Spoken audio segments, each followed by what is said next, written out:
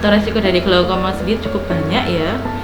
Yang paling utama Dari siapa saja orang yang berisiko tinggi ya? itu berbahaya sekali karena banyak Dari masyarakat dokter, apakah penyakit glaukoma ini bisa diobati tanpa dilakukan tindakan?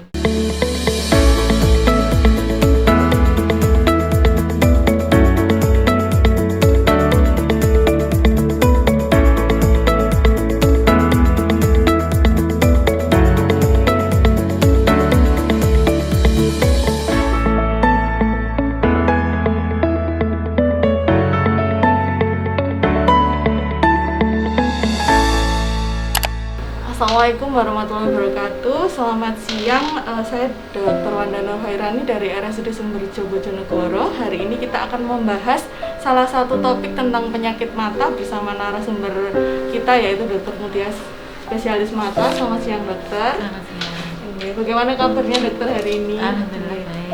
Dokter, kita berbincang santai mawon nggih.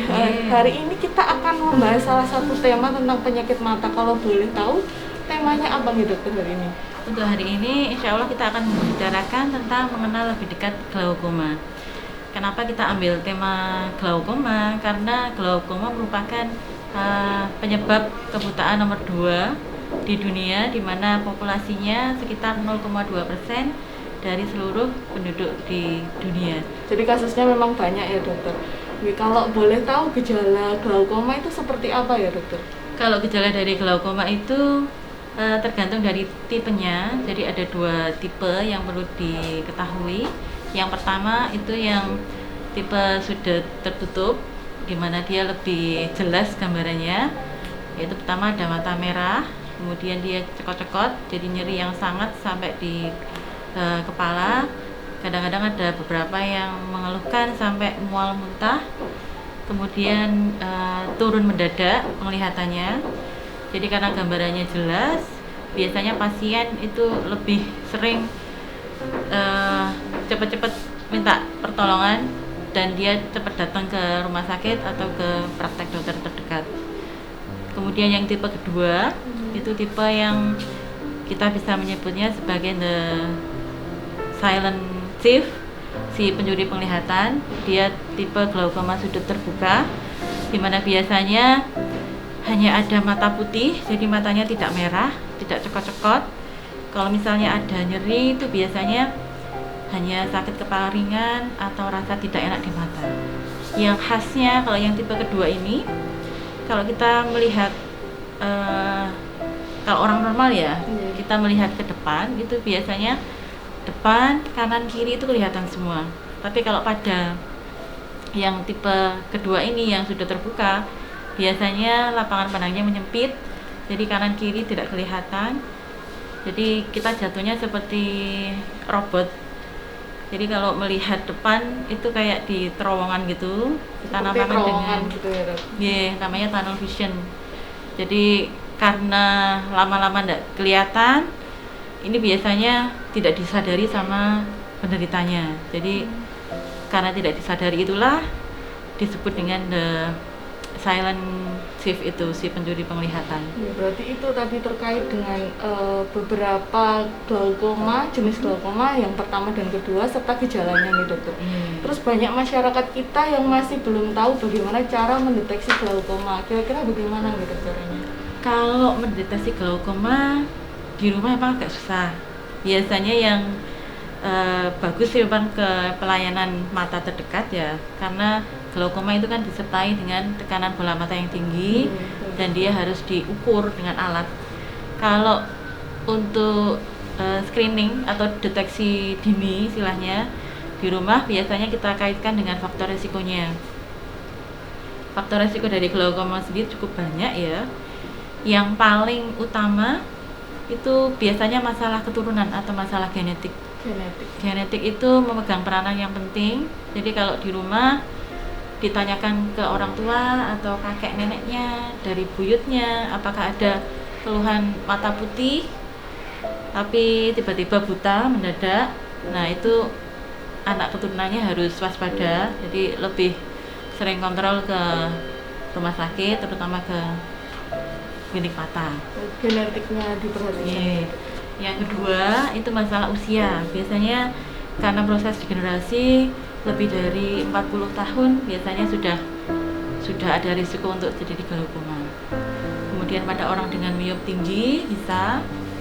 Kemudian ada trauma baik langsung maupun tidak langsung yang terkena pada benturan kepala atau mata, dia biasanya juga bisa faktor risiko untuk terjadinya glaukoma itu.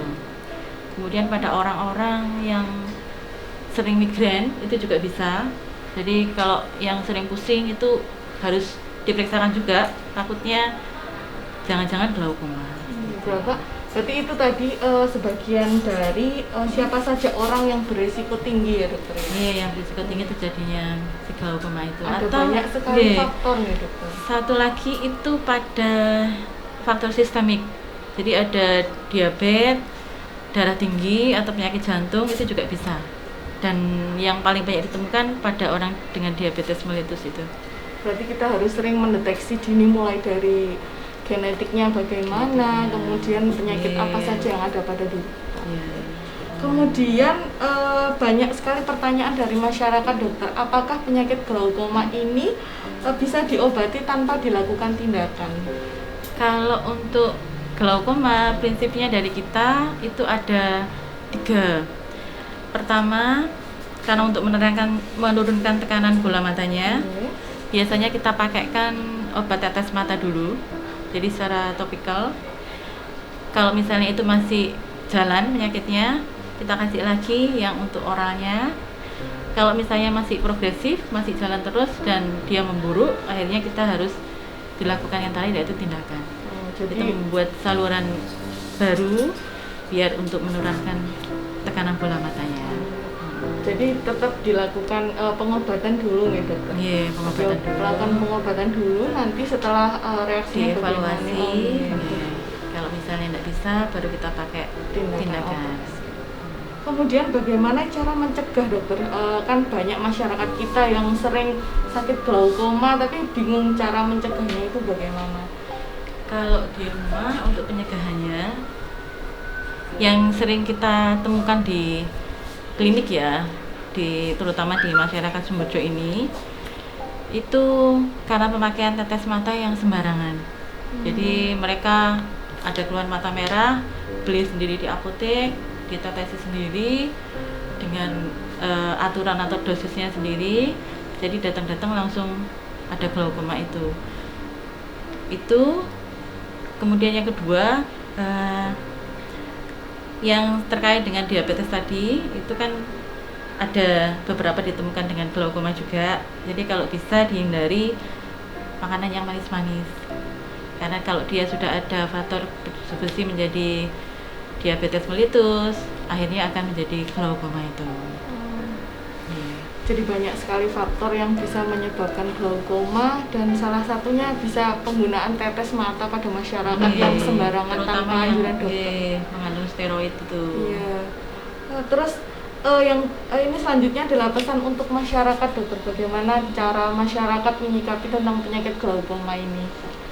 Kalau untuk masyarakat, pesannya di rumah, pertama harus screening. Kalau dari kami menganjurkan, terutama yang tadi terkait dengan faktor risiko, kalau ada usia lebih dari 40, kemudian ada faktor genetik, kemudian ditambah lagi ada penyakit diabetes atau darah tinggi, itu mohon langsung aja screening ke dokter mata terdekat, nanti kita lakukan evaluasi. Terus yang kedua, yaitu tadi yang saya sampaikan di atas, bahwa penggunaan tetes mata yang sembarangan, kemudian membeli sendiri, itu berbahaya sekali, karena banyak kasus dari mulai anak-anak sampai orang dewasa itu karena tidak bisa ditangani di sini, kita terpaksa rujuk ke Surabaya karena kesalahan pemakaian obat tanpa anjuran. Pemakaian obat steroid terutama. Biasanya kalau merah mereka netesis sendiri, akhirnya merasa enak, beli lagi, datang-datang sudah tidak kelihatan sama sekali. Itu kan berbahaya. Berbahaya. Akhirnya masyarakat sendiri yang bingung untuk mengobatinya karena kesalahan dari penggunaan obat yang tidak sesuai dengan anjuran dokter. Terakhir dokter, pelayanan mata di RSUD Sumberjo terkait glaukoma bagaimana guys? Kalau untuk pelayanan mata, insya Allah alhamdulillahnya banyak difasilitasi dari pemerintah ya, dari Kabupaten Bojonegoro. Kalau untuk screening glaukoma sendiri, alhamdulillah kita punya 2 alat.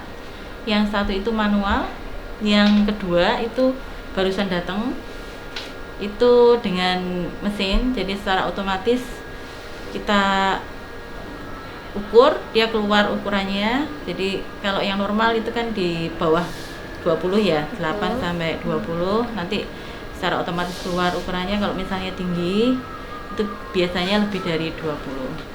Tuh, ada 2. Kemudian kalau yang alat mata yang lain alhamdulillah juga sudah banyak, terutama untuk yang preoperasi atau yang mau operasi katarak itu juga ada.